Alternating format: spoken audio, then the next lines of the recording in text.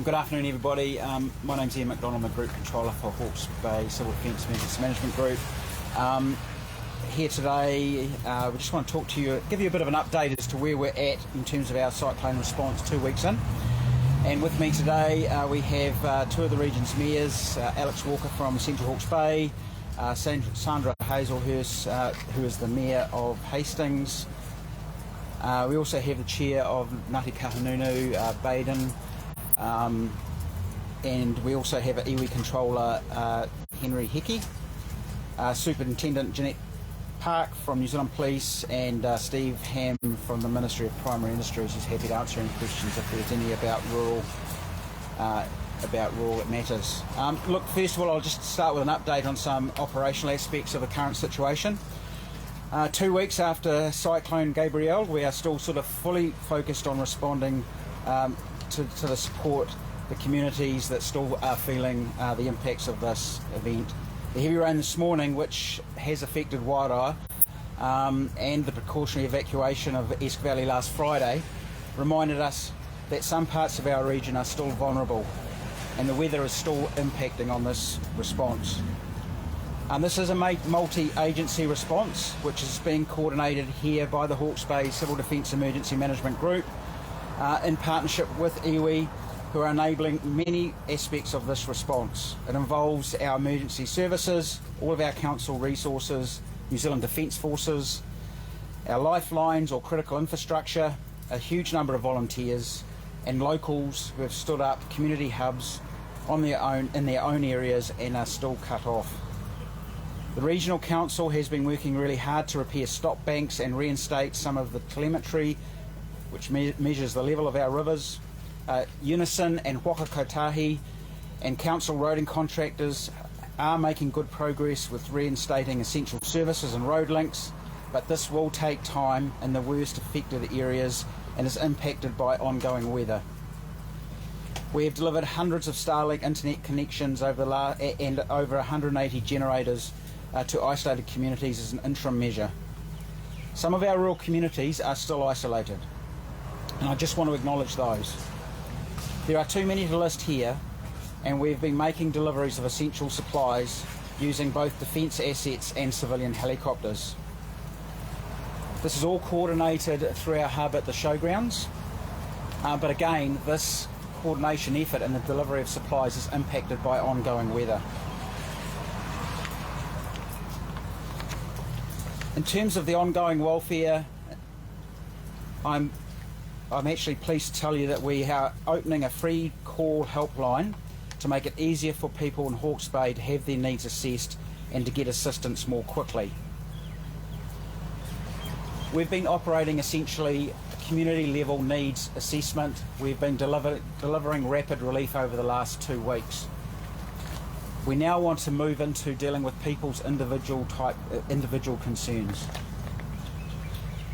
This number will operate 7 days a week, and it's in partnership between multiple welfare providers to ensure that everyone who calls will have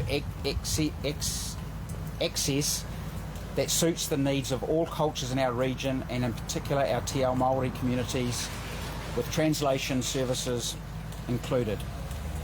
This helpline is specifically for welfare needs such as health, well-being, including mental health, accommodation needs, ongoing food, household goods and services support, animal welfare and rural support.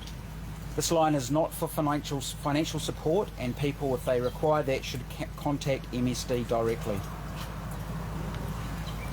We appreciate the support of Te Whatu Ora, whose trained call centre staff will be taking calls on the new 0800 number.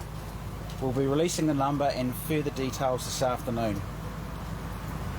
I just want to acknowledge that the last 2 weeks have been hugely frustrating for everybody involved, whether it be community or first responders or the people coordinating the emergency response. It's been a really challenging 2 weeks, I have to say, but I think we are making progress, and this 0800 number and the coordination around that is one example of that progress. Unfortunately, the weather is not helping, and look, we will continue to work on access issues, power, and those sorts of things as best we can. But I just want to reassure everybody that everybody is throwing all of their resources at this, and we will get through this. So at this stage, I'd like to hand over to Baden Barber, who is the chair of Ngāti Kahungunu. Kia ora tātou, ko Baden Barber tōku ingoa. Hea mana o Ngāti Kahungunu, Baden Barber's my name, and I'm the chair of Ngāti Kahungunu Iwi Incorporated. Just to say to our whānau that are out there that might be listening, there's support there, there's help there. We have an 0800 number that's just been released today. Call it if you need welfare help. But we've done all our iwi, hapu, mana whenua groups, our tai whenua have been working around the clock to support our whānau. And especially our whānau in Māori communities, they've been ravaged, Pōrangahau, Omahu, Waiohiki, Tāngoio, Mōtio. And so we've been able to support them by standing up marae welfare hubs. Tihei Mauri Ora has had a huge role at the regional welfare hub, and Henry Hawke has been coordinating that on our behalf. But we continue to work closely with the councils and see them. We continue to work closely around welfare, the immediate response, but we're also starting to look now at the rebuild and how we start to recover some of our areas. We have a couple of Māori ministers in town today, and we'll be talking a little bit later on this afternoon and tomorrow. But that's to ensure that the rebuild does not forget our badly impacted Māori communities, many of whom don't have a home to sleep in, many of whom don't have jobs to go back to. So the economic recovery plan, we're starting to talk about that too, because many of our whānau, they work in horticulture, and that's been decimated. They work in primary industry, it's been decimated as well. So meetings are starting to happen around how we recover those business, those industries. But I just want to mihi to all our partners that are standing behind me, because we have to do it together. And the partnership that has kind of come out of this disaster, it's one of the benefits, one of the advantages, or the hua that have come forward is around working together and trying to coordinate things together. So a big mihi to them. But I just want to assure our people, Ngāti Kahungunu people, all our hapu and marae that have been devastated, we're here to help. Your tai whenua, your PSGs are here to help. Your hapu and your marae are here to help. And kei konei tonu te iwi, hei tai tura mā koutou i tēnei wā pauri taumaha, nō reira tēnā koutou katoa. Kia ora. Kia ora, my name's Henry Hawke, I'm the iwi controller. Just like to endorse the sentiments that have been passed on by our iwi chair, but also just to confirm that the role that we're playing is a culturally appropriate and responsive one across the whole network of our partners, and that we continue to gather in correct intel from our networks and our marae, our whānau, our hapu out there, because that's really important. So I don't have too much more to share. Our chair has already passed on the information, but I'm happy to take part or questions later on. Tēnā koutou. Kia ora tātou. Just to say, delighted that this 0800 number has been set up.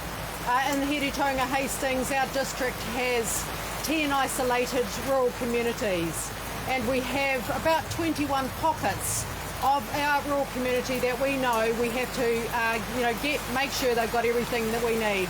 This is about not leaving anyone behind, making sure everybody is cared for and looked after, and that's been our mantra over the last 2 weeks. There is some incredible work. This morning I've been to Pukitapu, a new community hub has been set up. The community is standing up, and with the help and support of the wider group, everybody leaning in and making sure that people have the information. We have about 1,000 people out on the roads with 100 crews clearing our slips from our roads, clearing roads, moving silt to the side, or in some parts where there's been issues with waste, making sure that silt is taken away. There is all the collection of household waste that is now being collected up from our most vulnerably hit areas. Our community is anxious, actually. This rain doesn't help, and we've had a lot of rain hit our high country overnight. The Tipuhui, areas like that, who have now been exposed again. So it's constant. It's going to take us a long time. We are grateful for our community's patience, and we know that all our araha is out there for everyone. And thank you for the amazing community-led responses. You guys are doing an outstanding job, and thank you to the coordination of Civil Defence Emergency Management. We have the support of the Defence Force, and we might need some more, and that's our conversation with the ministers. We need our drains cleared. With this rain, people have their properties flooded again. So we need that support from the Crown, the Army, to help move some of the silt that's built up in all of our waste, our areas of in our Pakawai community and communities like that who we haven't been able to get to yet. So it's a big job, it's a big recovery, and we're all in this together. Kia ora. Kia ora koutou katoa, ko Alex Hawke, toku ingoa, ko kura mātua te rohi o Tamatea, Central Hawke's Bay. My name is Alex Hawke, I'm the Mayor of the Central Hawke's Bay District. And my message today is that across the Hawke's Bay region we have got very diverse communities, so we've got very diverse impacts on our households and our businesses and our farms and our producers. And it's really important that we are coordinating together as a Hawke's Bay region, and that is what we are doing.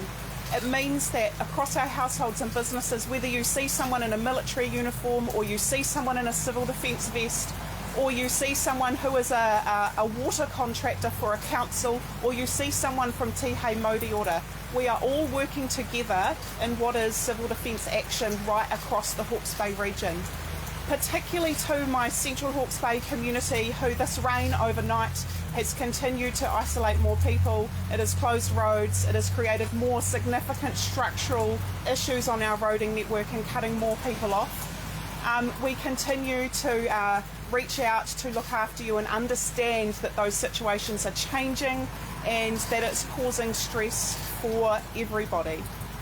We'll continue to work to restore those roading routes as best that we can, and we continue to deliver welfare support. In particular, I want to recognise our communities at Wakarara and Guapis who have been cut off by road, who are being looked after. I also want to thank the community of Porangahau at the coast, who in partnership with Ngāti Keri community leadership has seen incredible action out in Porangahau.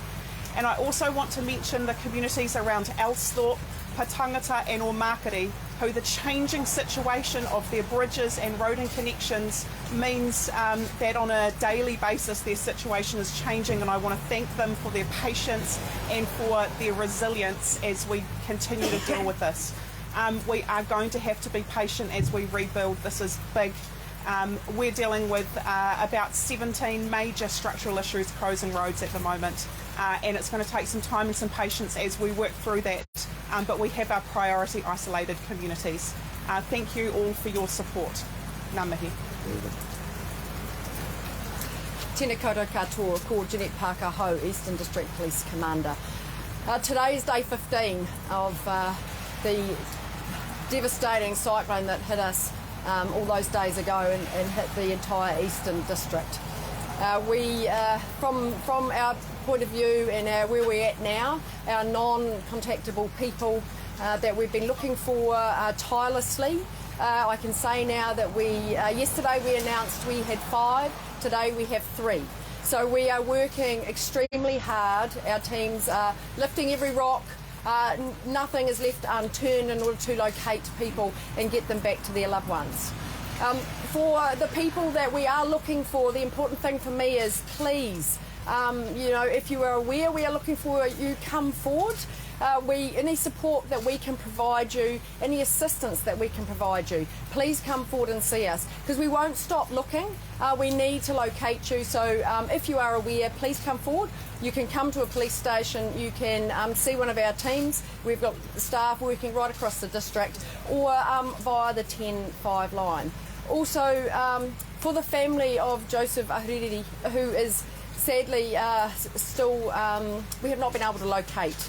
And I know for his family it's extremely distressful, and it's really hard time for them. So if anybody has any information in relation to Joseph, please come forward. We need to track his movements. It's incredibly important. So if there is any information that you have, please come forward for us so we can follow that up. We have made several inquiries in relation to Joseph, and at this stage, following our inquiries, we don't believe that necessarily that the cyclone is part of his disappearance. However, we can't discount that. So until we get further information, we just have to, we will keep knocking on doors, and we will keep talking to people until we can locate Joseph. As far as the, I think probably our non-contactable people, just from me to you, if you have any information for us for these people, please do come forward. In relation to our current operating environment here in Eastern District, as far as I know, the communities are very interested and aware of the situation around the crime situation. So I just want to reassure the community, our staff that are out there here in Eastern are, as I've said previously, are part of the community and working extremely hard and doing an exceptionally good job, talking to everybody they possibly can and providing that reassurance. Also, we have staff from out of town, which I'm very grateful for. We've got over 140 staff within the district, over and above our current numbers, which are a fantastic asset to us and are doing a great job. We also have Eagle helicopter that is still operating in our area and will continue to do so. The helicopter, people will see it flying. They are doing specific tasks for us, and they're certainly making sure that the communities are reassured. And if there is a job that they need to attend, they're straight there. And if they need to pick somebody up or get on top of something, they do that as immediately. It's an excellent tactical equipment for us. Also, from our picture as it stands, we have currently in the last 24 hours had over 600 reassurance activities within our communities here in Eastern District. So that includes foot patrols, mobile patrols, in and about communities talking to people. We also have our mobile police spaces currently operating in the areas, and they're stopping and they're available to people to come forward if they've got something to report, especially if communications are still a challenge. Over the past 24 hours, we've arrested 15 people, though for a variety of incidents, including, there is matters of assault, there's shoplifting, there's breaches of bail, warrants to arrest. So this is our operating environment that we operate in normally. So they are working through just picking people up as needed. And as I've said, I will not tolerate any criminal behaviour in our communities, and we will be on top of that as quick as possible and as efficiently as possible. So from me to our communities, please be reassured that we are across this. I know what our people are doing, and they're doing an exceptionally good job. We're working with our partners every day. We've been at community meetings, meeting with community leaders. We're doing everything we can, and we will continue to do that.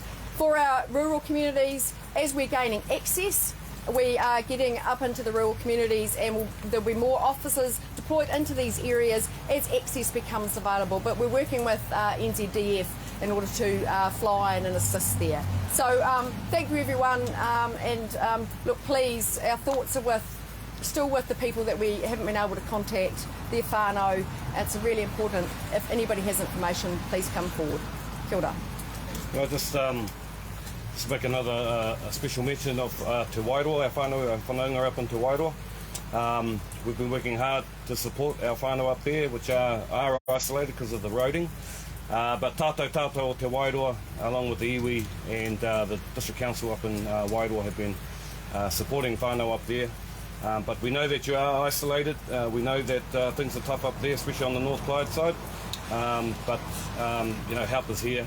And from what I've seen up in Wairoa, you guys have got a good, well-coordinated response through CEDN and the teams working up there. So kia kaha, kia mai, kia manoani.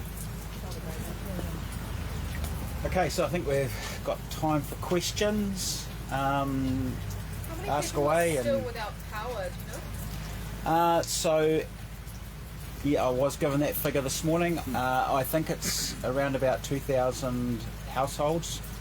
We can confirm that. So that was from Unison Power. So look, that's just continuing work from the power companies in terms of getting power. The big focus at the moment is on the Risington, Te Pahui, Puketitri area, but they're now starting to work towards Tutera as well, which is another area which hasn't got power as well. With regard to the rain, what areas are you concerned about, and are the evacuation plans on standby? No evacuation plans on standby, although we do have a contingency plan for evacuations if we need to enact that. So at this moment, Hawke's Bay Regional Council advised they're not concerned about the rivers at the moment. The big issue with this is that a number of our drainage systems now have got silt in them, so we're getting a lot of surface flooding, and the other thing is the remobilisation of slips or even new slips. So State Highway 5 today around the Glengarry Road area, there was a very large slip that has appeared in that road, or a slump that I've seen the photo of, and that's a significant fix, and we were just starting to get that road through to Taupo. It was just about to be used for convoys and to get things through. So again, we're going to have to start from scratch, but Waka Kotahi onto that. How frustrating and disheartening is that to start again? Yeah, hey, listen, it is very much, but you know, we're here for the long haul, and you know, I think the good thing is that you know, we have the systems in place. We're able to gather the information quickly, pass it on to the relevant agency, and then they're able to coordinate the repair of different things quickly. So I think our critical infrastructure team involves all of our infrastructure providers, because they all are interrelated, and they are supporting each other in terms of getting those repairs done. What's the latest update on the major highways, State 2, State 5? I know it's what the Yeah. Can you update? So the latest is that obviously I just spoke about State Highway 5, so that is now got a big issue. State Highway 2 still will remain closed, and there's some significant fixes on that highway. So I know that there's going to be some work that needs to be done on State Highway 51, the road bridge across Waitangi, which is single lane. So there's some further work to be done on that, but Waka Kotahi are just assessing what that actually means. But other than that, roads south out of Hawke's Bay are open. So the people to the north of Napier, how long can they expect to be sort of stranded at where they are? Well, I'd love to give you an answer. It's dependent on Waka Kotahi, I'm afraid, and I don't have an answer to that. Do you know how much of the supply drops have been since the cyclone hit, and how long are those likely to last into those cut-off communities? Sure. Look, I don't have the exact number of drops and how many helicopters, etc., except to say that it's significant, and those will continue as long as they're needed. And I think that's just the simple answer. So we definitely have the Defence Force still here with their NH90s. We have a number of civilian helicopters as well. So as long as we have isolated communities, we will still need helicopters to get supplies to them. They're literally a lifeline, aren't they? They are basically, yes. A question for Jeanette, maybe. Of those 15 arrests in the past 24 hours, were any of those for looting? And how much of an issue is that? So the only arrest was for shoplifting. So in relation to offences committed, in relation to burglaries, if you're referring to burglaries over the district for the last 24 hours, there's been 11. There's been 5 in Tairāwhiti and 6 in Hawke's Bay. The suspicious activity reports there's been 18 for Eastern District, so there's 1 in Tairāwhiti and 17 in Hawke's Bay. So they're important for us, that anybody that's got any concerns or any information they want to pass on, or any activity that they're worried about, that they report it through. But just to be clear, in that past 24 hours, 18 suspicious activity reports which we're following up. Anything urgent, we treat with the utmost urgency. And in relation to burglaries, there's been 11 across the district. Is that normal numbers, or? Absolutely, yes. So this is our normal and operating environment, and so we are on top of those and investigating those as quickly as we possibly can. And I think probably what this leads me to is around the rumours and speculation that have been coming forward, and it's unhelpful. It's distressing for the people that have been devastated by the cyclone. You know, they're under pressure now, and negative commentary like that is not helpful at all.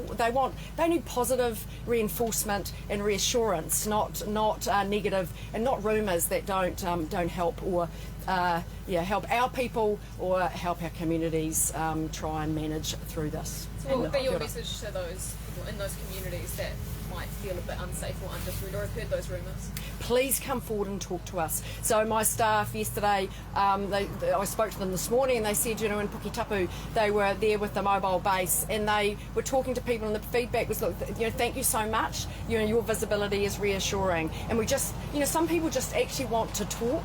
And so they can, it's helping them through the situation they're in. So, please come forward and talk to us.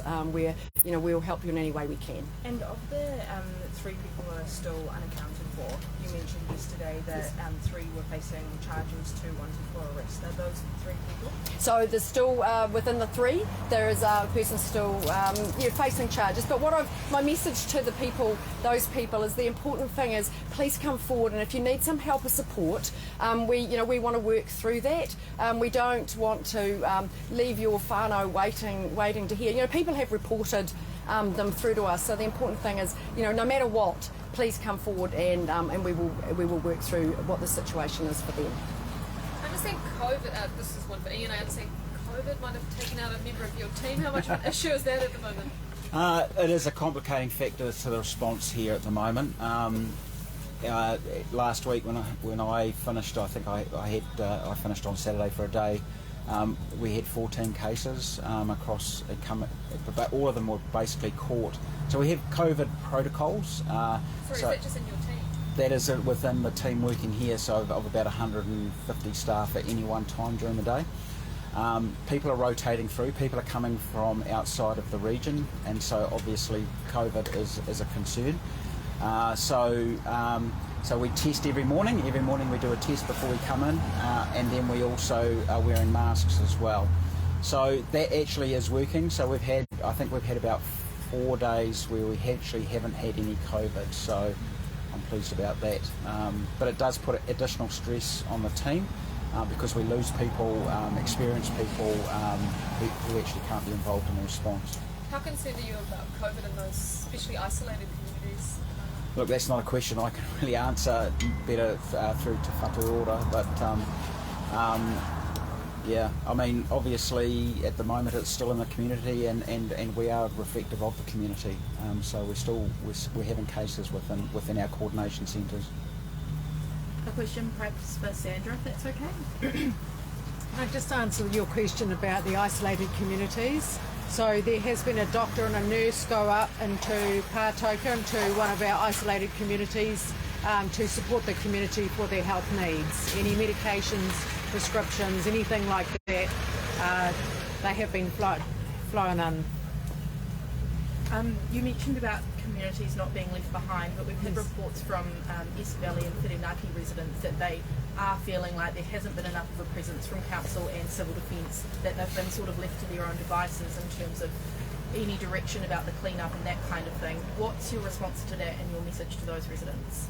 Well, we've got we've got a community hub in the Esk Valley, and we've got a community hub which has done amazing work at Bayview at King George Hall, and that's been manned by both Hastings and Napier. But the Esk community is very much, we've got huge drops of food going into those in Alice Wallace Road. Anybody that needs help and support, getting that road open and then closed again on the weekend was a problem for us to get the clean-up underway. We had to stop the clean-up on the weekend when the rain came through. We want to get to everyone as fast as possible, and there are a lot of impacted areas, but we know that our Esk residents have suffered hugely. Businesses have suffered hugely in that area, and it's one of our hardest hit. And our hearts go out to the community. And Whirinaki, that's our only compromised safe drinking water area. Water tanks have gone into Whirinaki. We're hoping to get our water bores back on by the end of the week. The waste has been picked up, the Eola household waste has been picked up in Whirinaki now. And there's some amazing coordinated responses that I've been out to see all the community to see how they are. So we've got a lot of areas to cover, and we're trying to get to everyone and make sure nobody's left behind. Napier's wastewater was obviously heavily impacted by the cyclone. What's the situation with Hastings and Alex with Central Hawke's Bay? So we've been able to manage the Hastings East Clive wastewater treatment plant throughout the whole COVID response, the whole cyclone response. So we have had that wastewater treatment plant operating. It's taken thousands and thousands of litres of diesel every day to keep it operating, but all of the waste has been screened and just as business as usual operated through, and when the power was off, operated through generators and diesel. So in Central Hawke's Bay, our wastewater treatment in Waipokoro and Waipawa were both impacted. Severe damage in Waipawa wastewater treatment. That is mostly back online now. We have got some componentry that means that the final tertiary treatment is not happening, but it is in a semi-treated state operating through there, and the teams are working at pace on resolving those issues. Just on drinking water, we've got about 3,000 people across Waipawa and Otani who have now got reconnected to water, but it is still very much in a boil water space.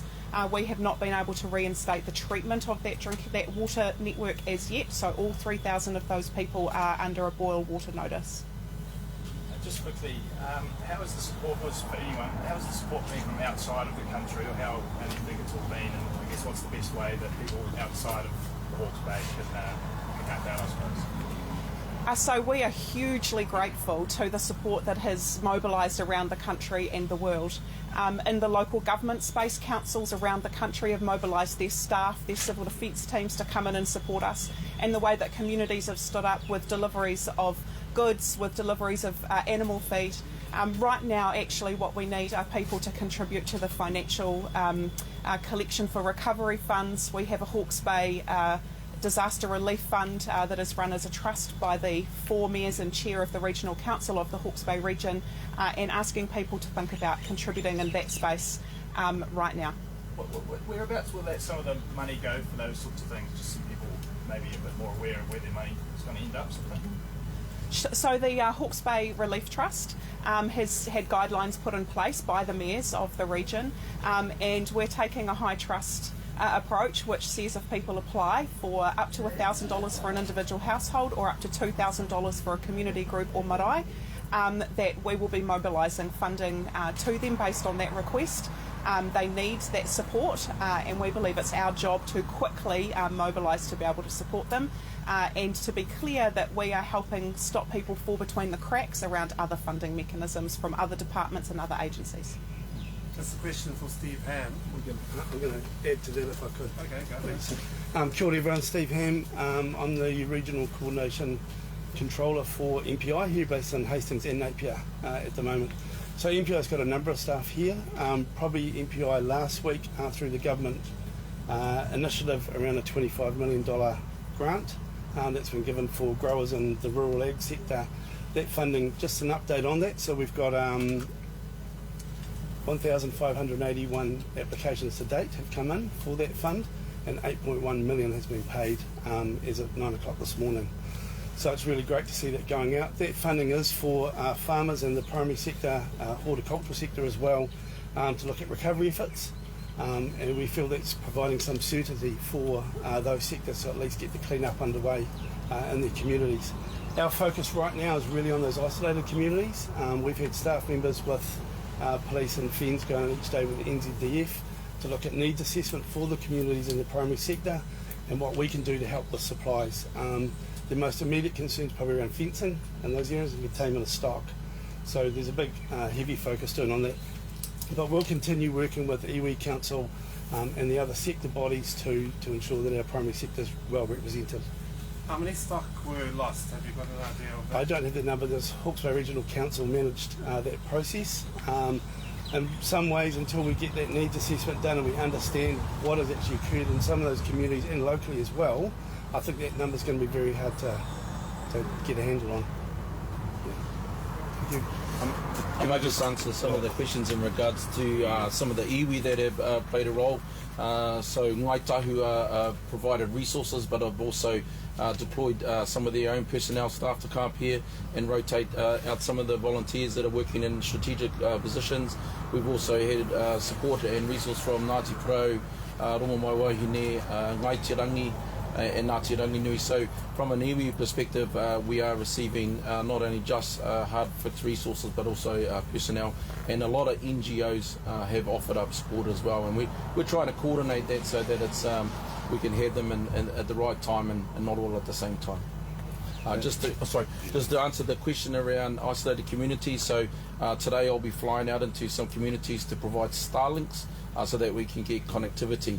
We can't respond to korero that we don't know. So it's really important for us to create a connection, and the Starlinks seem to be the most likely avenues. So I'll be flying up into Waikuau, into Harato, to provide Starlinks, and we've got other areas as well. So that's how we can get in contact with those people. Kia ora. Yeah, I just want to mihi to all the iwi, and there have been numerous iwi that have supported the response, not just in welfare and in personnel, but also in hard cash, and that's going to come in handy, especially in the rebuild and trying to relocate some of our whānau that no longer have a house to live in. Baden, how do you feel about the government using a special lotto draw to raise money when obviously, and this is all communities, are affected by gambling and that? Yeah, I mean, gambling is a bit of a scourge for our Māori communities. So that's another high-level discussion that needs to be had. But in terms of raising money for the response for the region, I think we probably have to put that at front of mind at the moment. But certainly, there's different ways to raise money to support whānau. Okay, I think we've got to move on, and I think you do too. So thank you for coming, and thanks for your time. And look, I just want to acknowledge the media as well. Actually, I think you guys have really helped us with this response. I mean, remote communities where our Facebook page posts were being read out over radio, for example, all of those things. I think it's been great. So thank you for your part that you've played in the response as well, and I mean that sincerely. Thanks. Cool.